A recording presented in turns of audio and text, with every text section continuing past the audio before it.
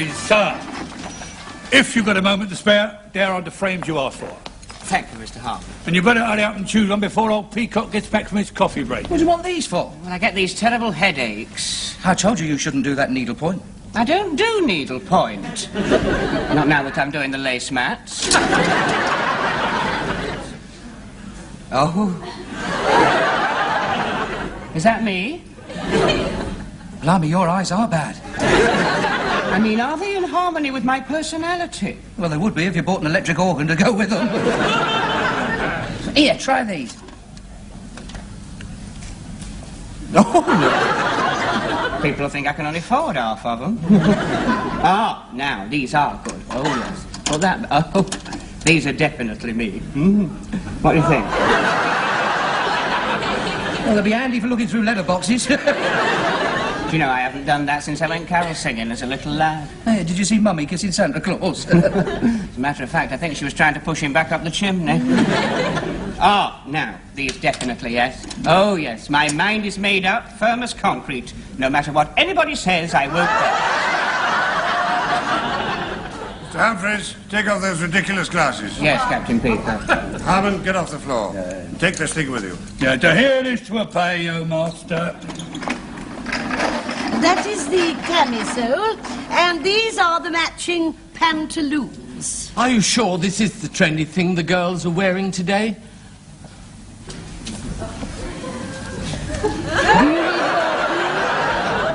No, that's convinced me. Cheeky monkey. Where was I? Oh, you're telling me about this Greek fella you're keen on, myxomatosis. Mr. Metaxas. Anyway, where did you meet him? Well, me and Mrs. Axelby was in this Greek restaurant. On your own? Well, you don't always want to go with men, do you? Anyway, he was sitting alone in a corner, and he was staring. You know how they do. Well, after a while, he sent a note over, saying he'd like to give us both an ouzo. In front of everyone? It's a drink. Anyway, as Mrs. Axelby said, what have we got to lose? Well, it turns out that he's very well known there because of his bouzouki. What's that? Well, it's a sort of funny-shaped Greek banjo. And when he played Never on Sunday, we all threw plates. Was he that awful?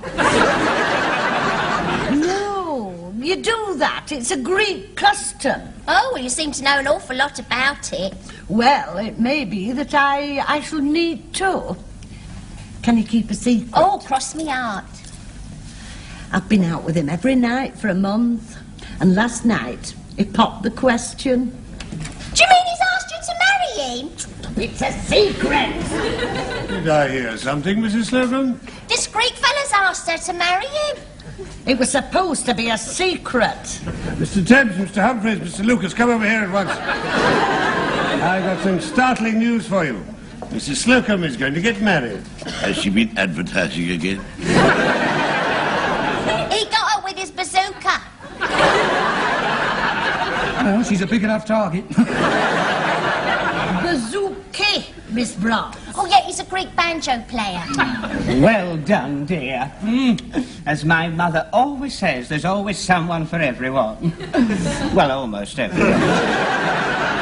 Mrs. Slocombe, I've always had a great affection for you. Does this mean that we're going to lose you? Oh, no, I've no plans to leave. Oh, damn it. When's the happy event? Hang about, she hasn't even got married yet. Captain Peacock, you are employed to keep order in this department, not to encourage gossiping round the counters. Mrs. Slocumbe's going to get married. Oh, allow me to be the first to congratulate you. Actually, you're the last. Well, be that as it may, we are here to serve customers, so perhaps you'll all go back to your counters.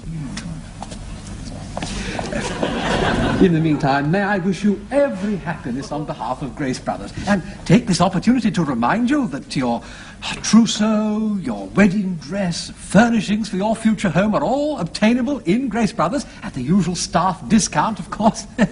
Oh, this also applies to bathroom fittings, carpets, hardware, and in the fullness of time, prams and layette. Oh, shut up. When Mrs. Slocombe told us the news yesterday, you could have knocked me down with a feather. She didn't look too happy this morning. She's worried about the cost of the wedding. It's the bride's family what pays, and she's the only one what's left. Catering can cost a fortune these days. Well, I know she started out getting a quote for champagne and smoked salmon, and now she's working on meat paste and brown ale. Well, if she hasn't any next of kin, who's going to give it away?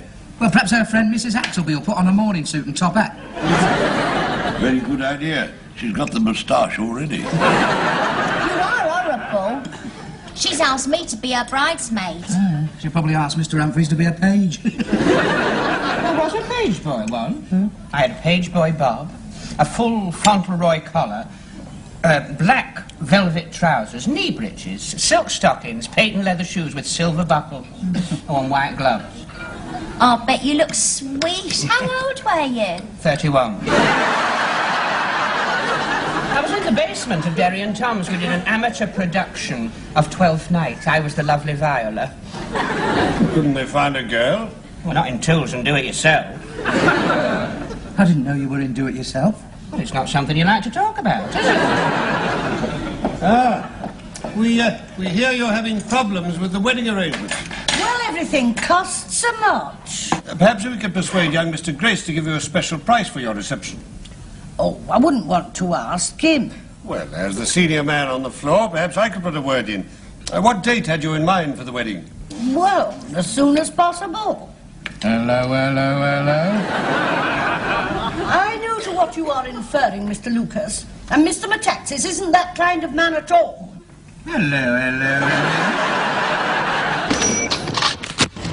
The nub of the situation is, Mr. Grace, that Mrs. Slocombe is taking a husband.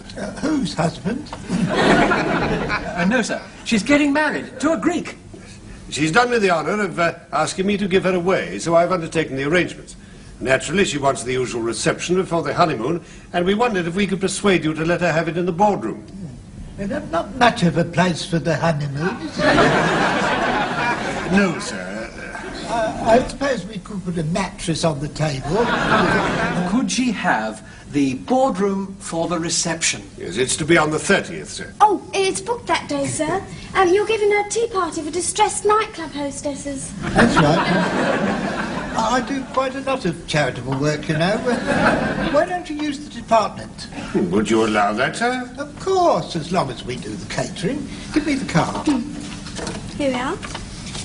Yes, well, she could have smoked salmon, breast of chicken and asparagus tips, petit four with champagne. £6 a knob. I'm afraid we can't run to that, sir. All right, we'll do the packing department special for Japanese tin champagne and a few dead things in jelly. They'll never know the difference. Well, is there anything else? I don't think so, sir. All right, well, go away. Thank you, sir. After you, Mr. Rumble. Now, where were we before you let them in? Well, I was betting my dress against your shirt and trousers, and then you was just going to see me. Oh, I know. Did you shout, sir? Oh, I gasped. I've got a flash. Oh, Hello, Mother. I'm going to be late. I've got to alter a dress. No, not for me, dear, for a colleague. A female colleague. Yeah. We'll put mine in the oven. Well, if it's a salad, what's all the fuss about? No, I'm going. No, don't worry. No, I won't take the shortcut across the park. No. Anyway, they've caught that man. Bye. Right, come along, dear. I haven't got all night.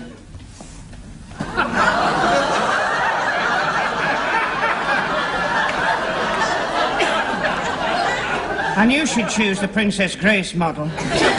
what do you think? Well, that train will have to go for a start.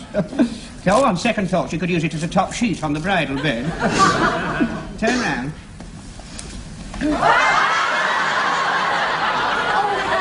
Yes, it's going to need letting out just a bit there. What did you choose this one for? It was reduced by 50%. Well, if we could reduce you by 50%, we'd be in business. Hang on to the counter. Miss Brahms, take her shoulders.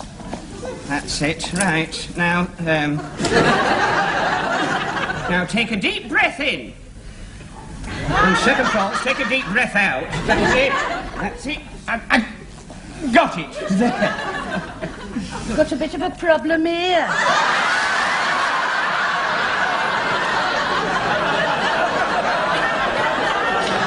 She can hold her bouquet of flowers there, that'll hide it. You couldn't hide that with Kew Garden. Oh, answer that, Miss Brahms. What are we going to do? Well, if it comes to the push, I could run you something up in barbed wire. It protects the property, but doesn't obscure the view. Mrs. Slocombe, it's Ivy. She's got your call to the Greek restaurant. Oh, Oh, better pin that up before you break your leg. Why couldn't you choose a short one? I couldn't. We're getting married Greek Orthodox. Oh, is that you, Mr. Tamiades? Could I have a word with Mr. Metaxas, please? It's his fiancée, Mrs. Slocombe. Oh, well, it's all right. I'll wait. He's just finishing his turn. He's ever so popular. Who's in the audience? The National Front? What was that, Mr. Tamiades? Oh, I see. Oh, he's having to take an encore.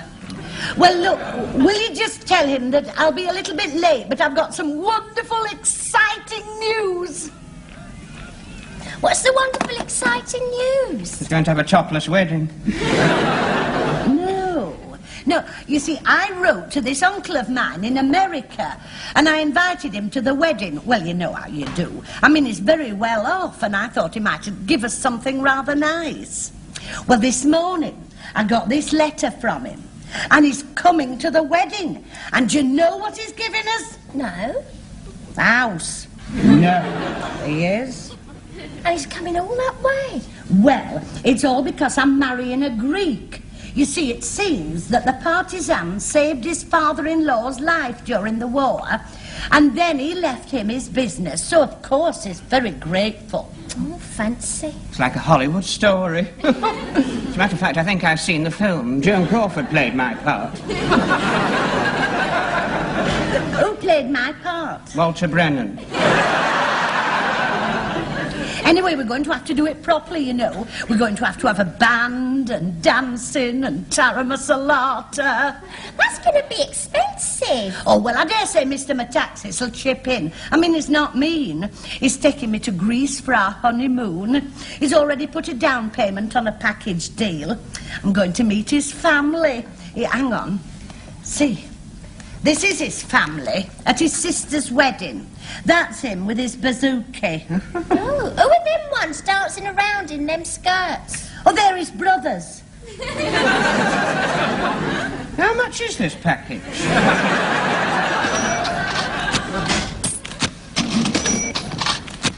Oh, here are 2 cases of bubbly from the wines and spirit department. That'll be enough. Well, we've no need to stint ourselves. Mrs. Slocombe's uncle is footing the bill, so bring up another dozen. And that's why I'm putting on my top hat, tying up my white tie, brushing up my tail. How do we look? A credit to the department. I can't say the same for Mr. Tebbs.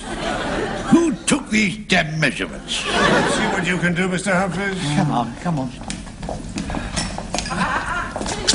Car coming in half an hour to take us to the church. Oh, young Mr. Grace has very kindly let us have his rolls to take the bride, yourself, and Miss Brahms. Oh, how very generous of him, sir. Yes, it is. He's only charging us £12. Has anyone got a safety pin?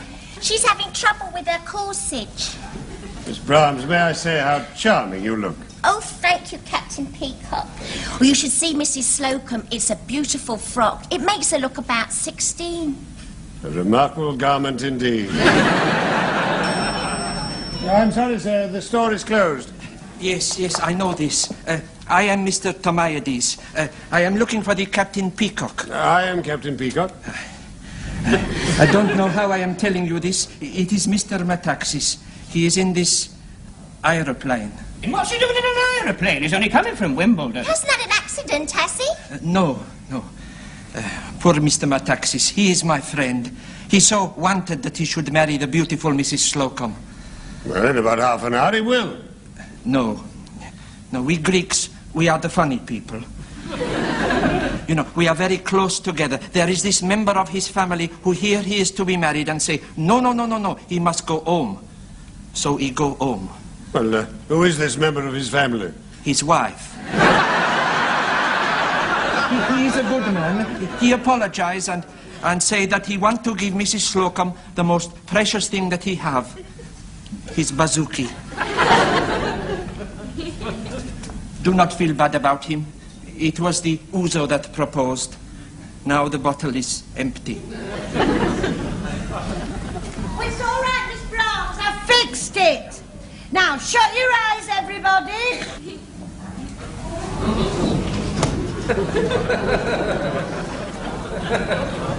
You can open them now. How do I look? Oh, you look beautiful. Oh, don't worry, Miss Brahms. Your day will come. She's such a sensitive girl. Oh, you do all look nice. It's ever so kind of you to dress up so smart for me. Do you know, I've never seen you look nicer, Mr. Tebbs. I wanted to look my best. Oh, and Captain Peacock.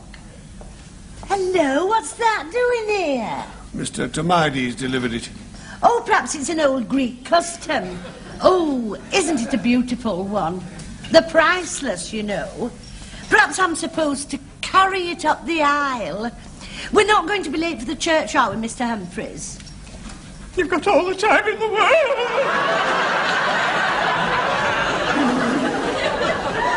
Come into the fitting room, Betty. I have one or two things to explain to you. It'll finish her. I'd marry her myself, but I think she's got enough trouble. You know, I wonder how she's going to take it. Hers was such a frail, tender love. The Dingo Basket! It's the last time I go out with a wog! I'll stuff his vine leaves for him! And I'll free his withered old bazooki!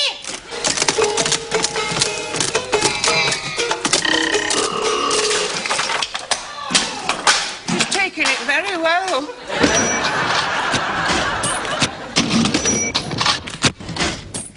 Right, that's it. Mrs. Slocombe's uncle is coming straight here instead of to the church. Didn't he think it was funny? Well, I told him that we'd explain everything when he got here. At least it gives us time to think. Perhaps if we give him a good party and fill him full of champagne, he'll pay for the reception anyway. How is she? Well, she stopped throwing the furniture about. Now she's just crying. Oh, that poor woman. Not only has she lost her husband, she's lost a house to put him in. You mean her uncle won't give her the house now? It was only because she was going to marry a Greek she was getting it in the first place. Hey, listen, couldn't we get that Greek vicar over here and pretend she was getting married in the store? Yeah, like them Hollywood weddings. Even assuming we could persuade a Greek Orthodox priest to be a party to such a blasphemy, where are we going to find a substitute Greek bridegroom and best man? Well, we've got a Greek band coming. Perhaps a couple of them will stand in for us. It's worth a try. It's the only way she'll get that house. Oh, no, I really can't go along with this. No? Well, let me put it another way, Mr. Rumbold. Who signed the chit ordering the food, the band and the cars in the expectation that Mrs. Slocombe's uncle was going to pay for it? Well, I did. Yes, so who's going to have to pay for it if there is no Greek wedding? Yes, I take your point. Well, this calls for executive action. Miss Brahms, go and tell Mrs. Slocombe what I've decided to do. Mr. Humphreys, Mr. Lucas, waylay the band, see if you can get us a best man and a bridegroom. But even assuming they're successful, where do we get a Greek vicar? Well, the art of leadership is in delegation. Mr. Tebbs, I delegate you. To find a Greek vicar? No, to be one. I have no cognizance of the tongue. But I don't suppose her American uncle has either, so no one's going to be any the wiser. But this bill's for nearly £150.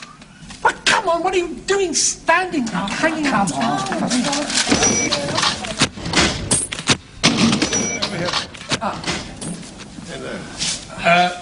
Mrs. Slocombe's guests are here, and I take the liberty of putting them in the fruit juice bar. Oh, and I got your records. I got "Here Comes the Bride," followed by your genuine Greek wedding chant. Well, what about the groom's guests? A couple of Greeks did turn up, but I sussed them out by the ouzo on their breath. And I told them the venue had been changed to a Chinese restaurant in Palmer's Green. Good thinking. I'm still not at all sure about Mr. Tebb's ability to disguise himself as a Greek Orthodox priest. Ah, you don't want to worry. Sonny, he's gone down at Fabrics now, getting kitted out with some very regal-looking curtain material. And he'll be all right as long as he don't touch the hat. The hat? The one I knocked off the chef. I've gone over it with some black enamel, you see, and if he keeps his fingers off it till the third chorus of Abide With Me, we're home and dry. I hope this is going to work. She's in a right state. Oh, poor dear lady. She's had more than anyone can take. Yeah, she's had 3 large brandies in all. Is she going to go through with it? Oh, yes. She'll go through with anything rather than let her friends know she's been stood up. Blimey, there she goes again.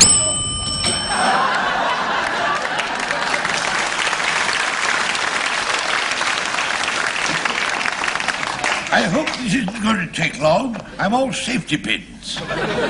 Blimey, Archbishop Halitosis. I don't think that'll convince anyone. Don't be so cynical, Captain Peacock. I believe in throwing myself into a role. Well, I think it's a splendid effort, Mr. Tebbs. Thank you. Is that my altar? Yeah, over here, Your Eminence. I picked this up in the second-hand book department. It's about the right size for a Greek Bible. It's the British Boys Annual. Well, it was either that or the Guinness Book of Records. If you pull this off, you'll be in the Guinness Book of Records. Look out, young Mr. Grace. Rumbold, is it true that you cancelled my car? Yes, sir. You have to pay for it, you know. Who's that? Oh, this here, Mr. Grace, sir, is His Right Royal Eminence, the Archbishop Halitosis, what has flown direct from Athens to perform the ceremony right here in the store. Pleased to meet you. Ego, pego, ali pali mospros. Business has been rotten in this store, too.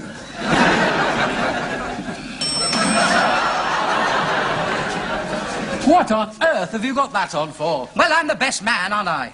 The Greek band wouldn't play ball, but I gave them 10 quid and they said they'd play the music and keep their mouths shut. They lent me this out of their costume basket. Oh, by the way, the guests downstairs are fed up drinking orange juice and fruit juice. They're coming up now. Well, where's Mr. Humphreys? He's standing in front of a mirror trying to make himself look like a Greek husband.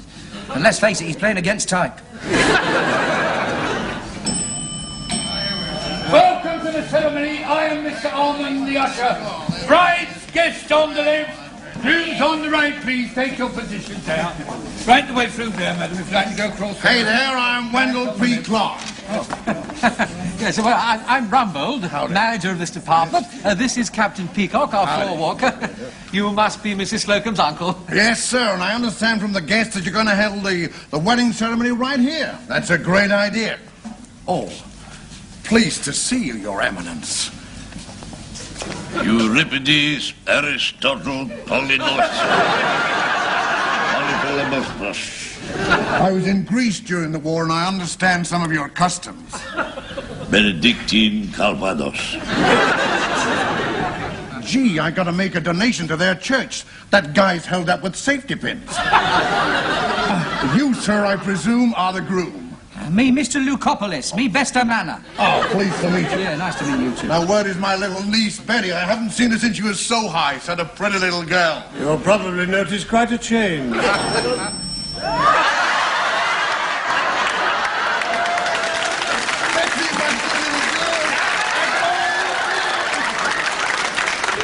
Excuse me, sir. That is the groom. You may remember the uniform of the Greek National Guard. Some of the finest fighting soldiers in the whole wide world. They've never been known to turn their backs on the enemy. Sound tactics. Me and Mr. Metaxas. I just met your best man, Mr. Lupopolis. No, Lucopolis. We come from Samey Village. Oh, where is that? Poftos. Captain Peacock, perhaps you'd like to go and fetch the bride. Certainly, sir. Mrs. Slocombe. Mrs. Slocombe, are you free? Mr. Harmon, play the music. Yes, sir.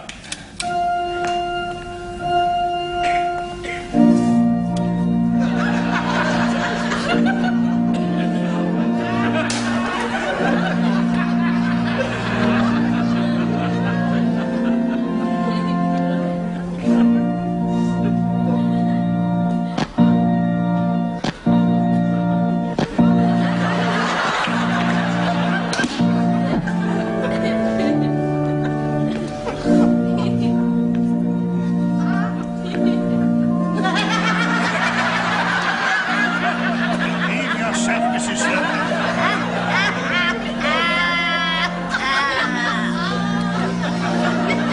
Proceed, Your Eminence.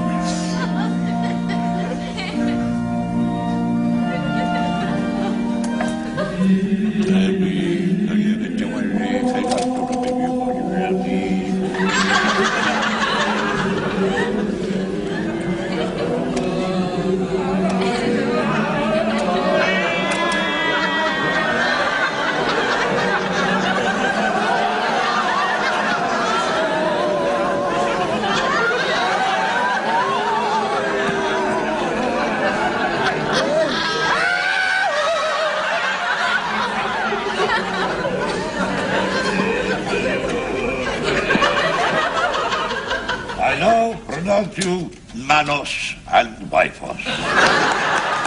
Congratulations, my dear. Right, that's it. Crop up, champagne on the table. No, hold everything. What about the bridal dance? The bridal dance? Oh, yeah, at every Greek wedding I've attended, the bridal couple, they lead the guests in the bridal dance. Yes, that's right. Clear the floor, ladies and gentlemen. If you move all the chairs back. Now then, Mr. and Mrs. Metaxas, bridal dance, if you please.